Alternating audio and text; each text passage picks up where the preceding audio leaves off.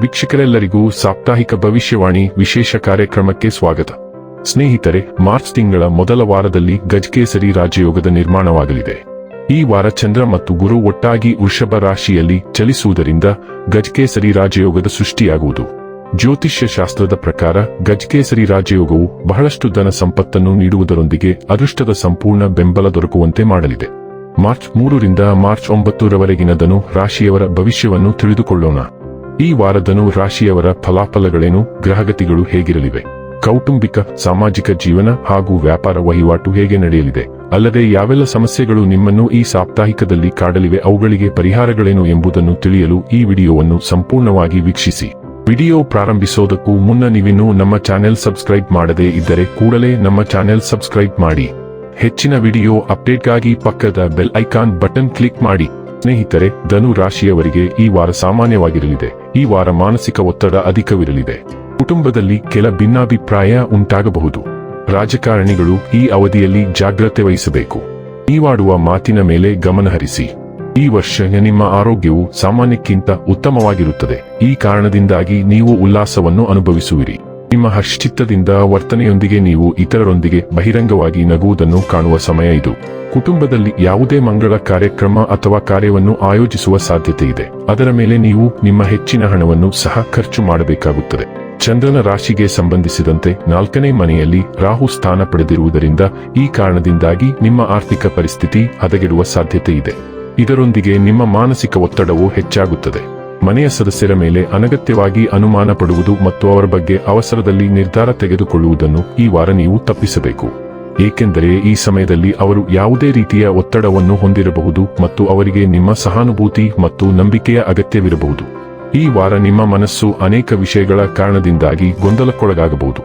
ಆದರೆ ಎಲ್ಲಾ ಸಮಸ್ಯೆಗಳ ಹೊರತಾಗಿಯೂ ನೀವು ನಿಮ್ಮ ಕೆಲಸದತ್ತ ಗಮನ ಹರಿಸಿದರೆ ಖಂಡಿತವಾಗಿಯೂ ಯಶಸ್ಸು ಮತ್ತು ಪ್ರತಿಷ್ಠೆ ನಿಮ್ಮದಾಗುತ್ತದೆ. ಆದ್ದರಿಂದ ನಿಮ್ಮ ಮನಸ್ಸನ್ನು ನಿಯಂತ್ರಿಸಿ ಮತ್ತು ನಿಮ್ಮನ್ನು ಸರಿಯಾದ ದಿಕ್ಕಿನ ಕಡೆಗೆ ಕೊಂಡೊಯ್ಯಲು ಪ್ರಯತ್ನಿಸಿ. ಸ್ಪರ್ಧಾತ್ಮಕ ಪರೀಕ್ಷೆಯ ತಯಾರಿಯಲ್ಲಿ ತೊಡಗಿರುವ ವಿದ್ಯಾರ್ಥಿಗಳು ಈ ವಾರ ತಮ್ಮ ಪರಿಶ್ರಮ ಮತ್ತು ತಮ್ಮ ಮೇಲೆ ನಂಬಿಕೆ ಇಡಲು ಕೆಲವು ಸಮಸ್ಯೆಗಳನ್ನು ಎದುರಿಸಬೇಕಾಗಬಹುದು. ವಿಶೇಷವಾಗಿ ವಾರದ ಮಧ್ಯೆ ಶಿಕ್ಷಣದ ಬಗ್ಗೆ ನಿಮ್ಮ ಮನಸ್ಸಿನಲ್ಲಿ ಅನೇಕ ನಕಾರಾತ್ಮಕ ಆಲೋಚನೆಗಳು ಉಂಟಾಗುತ್ತವೆ. ಈ ಕಾರಣದಿಂದಾಗಿ ನೀವು ಯಾವುದೇ ವಿಷಯದಲ್ಲಿ ನಿಮ್ಮ ಗಮನವನ್ನು ಕೇಂದ್ರೀಕರಿಸಲು ನಿಮಗೆ ಸಾಧ್ಯವಾಗುವುದಿಲ್ಲ. ಈ ವಾರದಲ್ಲಿ ಬುಧ ಗ್ರಹವು ನಿಮ್ಮ 5ನೇ ಮನೆಗೆ ಪ್ರವೇಶಿಸುತ್ತದೆ ಮತ್ತು ಶುಕ್ರ ಈಗಾಗಲೇ ಅಲ್ಲಿದ್ದಾನೆ. ಆದ್ದರಿಂದ ನೀವು ಸಂತೋಷದ ಸ್ಥಿತಿಯಲ್ಲಿರುತ್ತೀರಿ. 5ನೇ ಮನೆ ಮನರಂಜನೆಯನ್ನು ಸೂಚಿಸುತ್ತದೆ.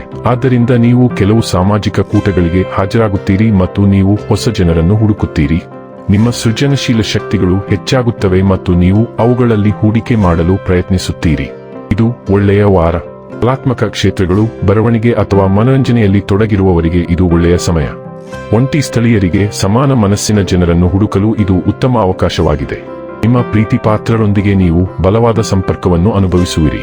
ಮಕ್ಕಳು ಮತ್ತು ಕುಟುಂಬದ ವಿಷಯಗಳಿಗೆ ಗಮನ ಬೇಕು ಮತ್ತು ಅವರೊಂದಿಗೆ ಸಮಯ ಕಳೆಯುವುದರಲ್ಲಿ ನೀವು ಸಂತೋಷವನ್ನು ಕಾಣುವಿರಿ. ನಿಮ್ಮ 8ನೇ ಮನೆಯಲ್ಲಿ ಮಂಗಳ ಗ್ರಹವು ದುರ್ಬಲವಾಗಿದ್ದು ಹಣಕಾಸು ಮತ್ತು ಭಾವನಾತ್ಮಕ ವಿಷಯಗಳಲ್ಲಿ ಸವಾಲುಗಳನ್ನು ತರುತ್ತದೆ. ನೀವು ಹೂಡಿಕೆಗಳು ಮತ್ತು ಹಂಚಿಕೆಯ ಸಂಪನ್ಮೂಲಗಳನ್ನು ಎಚ್ಚರಿಕೆಯಿಂದ ನಿರ್ವಹಿಸಬೇಕಾಗುತ್ತದೆ. ಈ ಮಂಗಳವು ನಿಜವಾಗಿಯೂ ಕೆಂಪು ಧ್ವಜವಾಗಿದೆ. ಆದ್ದರಿಂದ ನೀವು ನಿಮ್ಮ ಪಾಲುದಾರಿಕೆಗಳೊಂದಿಗೆ ಜಾಗರೂಕರಾಗಿರಬೇಕು. ಭಾವನಾತ್ಮಕ ತೀವ್ರತೆಯ ಕ್ಷಣಗಳು ಇರುತ್ತವೆ ಮತ್ತು ಒತ್ತಡದ ಸಂದರ್ಭಗಳಲ್ಲಿ ನೀವು ಶಾಂತವಾಗಿರಬೇಕು. ವೈಯಕ್ತಿಕ ರೂಪಾಂತರವು ಒಂದು ಪ್ರಮುಖ ವಿಷಯವಾಗಿರುತ್ತದೆ ಮತ್ತು ಹಳೆಯ ಮಾದರಿಗಳಿಂದ ಮುಕ್ತರಾಗಲು ನಿಮಗೆ ಅವಕಾಶಗಳಿವೆ. ಆಳವಾದ ಆಂತರಿಕ ಗುಣಪಡಿಸುವಿಕೆಯ ಮೇಲೆ ಕೆಲಸ ಮಾಡುವ ಸಮಯ ಇದು. ಜೀವನದ ಗುಪ್ತಾಂಶಗಳನ್ನು ಅರ್ಥಮಾಡಿಕೊಳ್ಳುವ ಅಗತ್ಯವನ್ನು ನೀವು ಅನುಭವಿಸುವಿರಿ ಮತ್ತು ನಿಮ್ಮ ಅಂತಃಪ್ರಜ್ಞೆಯು ಪ್ರಮುಖ ನಿರ್ಧಾರಗಳ ಮೂಲಕ ನಿಮ್ಮನ್ನು ಮಾರ್ಗದರ್ಶನ ಮಾಡುತ್ತದೆ. ನೀವು ಅನಗತ್ಯ ಅಪಾಯಗಳನ್ನು ತಪ್ಪಿಸಬೇಕಾಗುತ್ತದೆ ಮತ್ತು ತಾಳ್ಮೆಯು ತೊಂದರೆಗಳನ್ನು ನಿವಾರಿಸಲು ನಿಮಗೆ ಸಹಾಯ ಮಾಡುತ್ತದೆ. 4ನೇ ಮನೆಯ ಮೂಲಕ ಸೌರ ಸಂಚಾರವು ನಿಮ್ಮ ಕುಟುಂಬದ ವಿಷಯಗಳ ಮೇಲೆ ಹೆಚ್ಚಿನ ಗಮನವನ್ನು ತರುತ್ತದೆ. ಅತಿಥಿಗಳನ್ನು ಸ್ವೀಕರಿಸಲು ಅಥವಾ ಅವರ ಮನೆಯಲ್ಲಿ ಜನರನ್ನು ಭೇಟಿ ಮಾಡಲು ಇದು ತುಂಬಾ ಒಳ್ಳೆಯ ಸಮಯ. ಪ್ರೀತಿ ಪಾತ್ರರೊಂದಿಗಿನ ನಿಮ್ಮ ಬಾಂಧವ್ಯವನ್ನು ಬಲಪಡಿಸಿದಾಗ ನೀವು ಭಾವನಾತ್ಮಕ ಭದ್ರತೆಯನ್ನು ಅನುಭವಿಸುವಿರಿ. ರಿಯಲ್ ಎಸ್ಟೇಟ್ ವಿಷಯಗಳು ಮುಖ್ಯವಾಗುತ್ತವೆ ಮತ್ತು ನಿಮ್ಮ ಮನೆಯಲ್ಲಿ ಬದಲಾವಣೆಗಳನ್ನು ನೀವು ಪರಿಗಣಿಸಬಹುದು. ನಿಮಗೆ ನಾಸ್ಟಾಲ್ಜಿಯಾ ಕ್ಷಣಗಳು ಇರುತ್ತವೆ ಮತ್ತು ಹಿಂದಿನ ನೆನಪುಗಳು ನಿಮ್ಮ ಆಲೋಚನೆಗಳ ಮೇಲೆ ಪ್ರಭಾವ ಬೀರುತ್ತವೆ.